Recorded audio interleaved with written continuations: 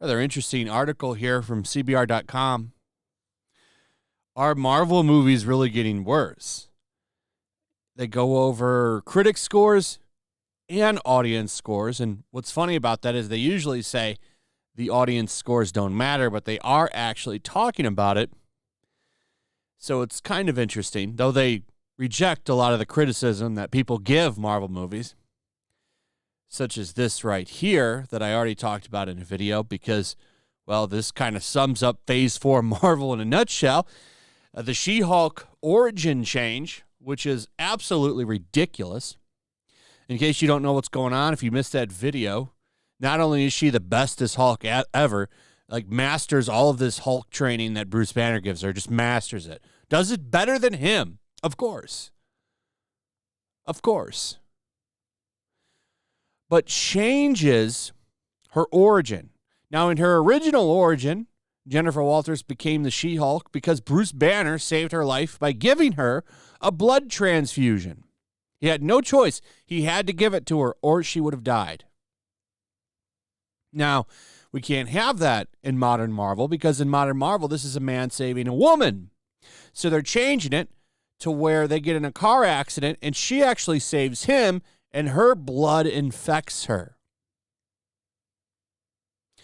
I don't know how that's going to work. I mean, that means that he's infectious. It's a dumb change.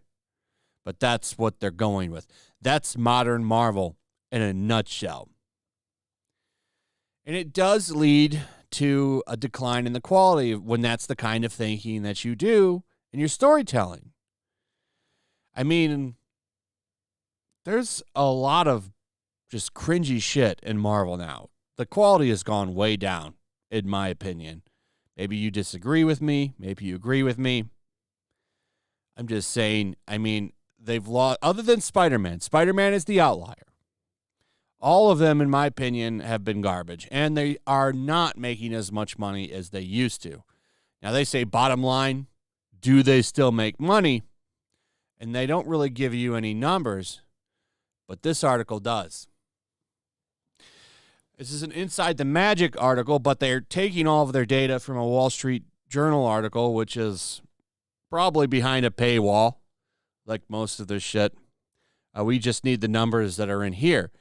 Marvel loses hundreds of millions, Disney's most profitable studio, in a bit of a slump. I mean, that was obvious to anybody. And I like that they try to give protections and excuses. They use the coof like that. I'm not buying that. People are more than willing to go back to the theaters now, especially with Top Gun. Top Gun, I mean, you can't argue those numbers. Top Gun is a masterpiece at making money. I mean, that thing is at almost $1 billion domestically. It's already over $1 billion worldwide, but domestically it's almost there. But here's what we've got. Listen to this. This is from the Wall Street Journal. Since Disney acquired Marvel in 2009, the studio has produced 25 superhero films that have grossed a total $25 billion worldwide, making it one of the highest earning film studios in Hollywood history.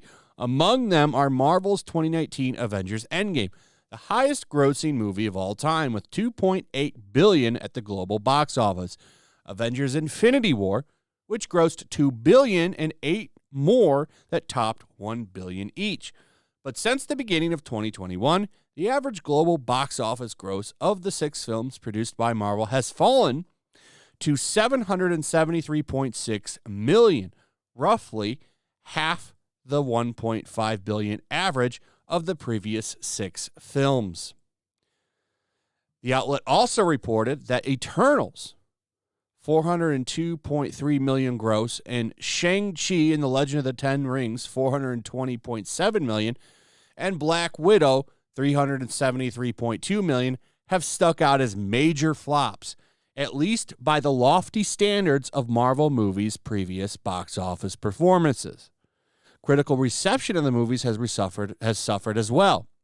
According to Rotten Tomatoes, a website that tracks movie reviews, the last 6 Marvel titles averaged a 75% approval rating among critics, compared with the 88.5% for the prior 6. And that's critic scores, which these websites hold to a great standard. They don't give a damn about audience scores because they say, oh, well, they're only complaining because it's woke and stuff like that. That's what this article does right here. Says that, oh, you can dismiss audience scores because, well, they complain because they call it woke. Right? Critics often review these films in comparison to the larger canon of cinema. So what do fans who simply love the MCU think? Because of review bombing, it can be incredibly difficult to discern an assessment of quality from the online reviews. If the film stars a prominent female character or character of color, it will always receive undue fan response. So that's not true at all. Maybe the problem is that the films are just shit. Maybe the problem is the films are just shit. I think that would make a lot of sense. Because, let's be honest, most of them are shit. But when they get bad reviews, it's always review bombing. It's not that maybe the films are just trash. No, they're being review bombing. They're being review bombed. But if they're being review bombed, how come they're not making as much money? Maybe people just don't like the new Phase 4. Maybe they don't like the new direction. And it's cringe. Now, Thor Love and Thunder had a lot of regular, real Thor. But there was a lot of cringe in it.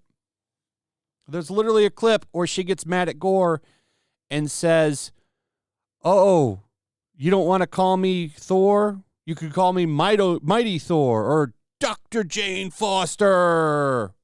Like, that's awful. Cringe. I, rolled my eyes so far back, they got stuck for the rest of the movie. I didn't even see the ending because my eyes were stuck in the back of my head. That's how cringy that line was. If eye rolling made a sound, the entire theater would have drowned out the noise of the movie because it was that bad. The writing is noticeably badder, or worse, I should say, with Phase 4. And a lot of that is showing in the box office. Doctor Strange and Thor have made a little bit of money. As they note here, I believe in this article, Thor Love and Thunder has outpaced Ragnarok.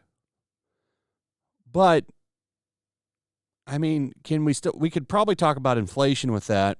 And Doctor Strange and the Multiverse of Madness fell short of $1 billion, just like Thor is going to. Now, if they were at Spider-Man or Top Gun level, they would have hit that, but they're not going to hit that because there's a decline.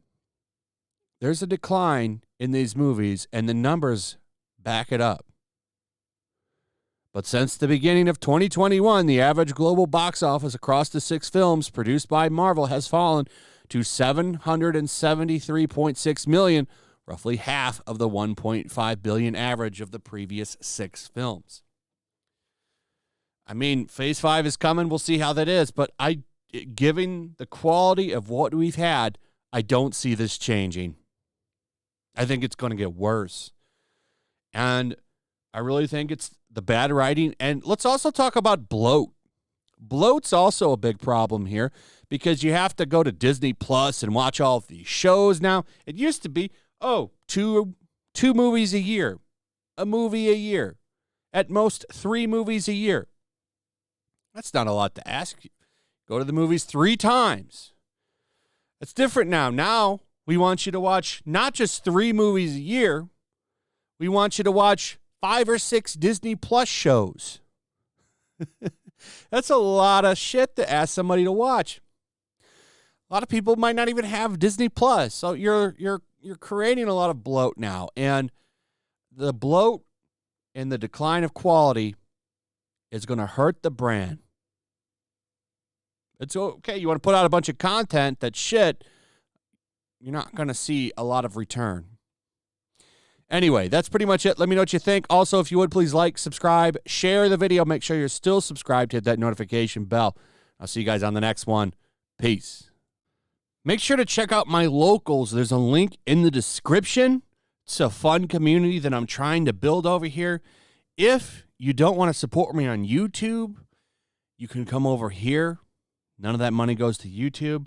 You also can just come over here for free. But if you are a supporter over here, I do plan on doing an extra live stream once a month and throwing links to the supporters so you can actually come on and have a supporter live stream with me. Also, it's a good place to catch all of my content. You don't have to worry about notifications like YouTube. They'll definitely work over here.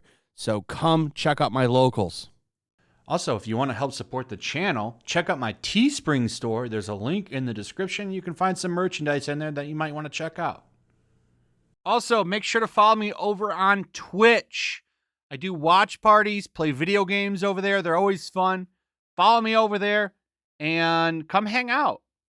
Also, make sure you subscribe to YellowFlash, my other channel. There's a link to that in the description as well. I do a lot of live streams over there that I don't do on this channel. Usually smaller and a little bit more personal. So make sure you follow me over there and sign up.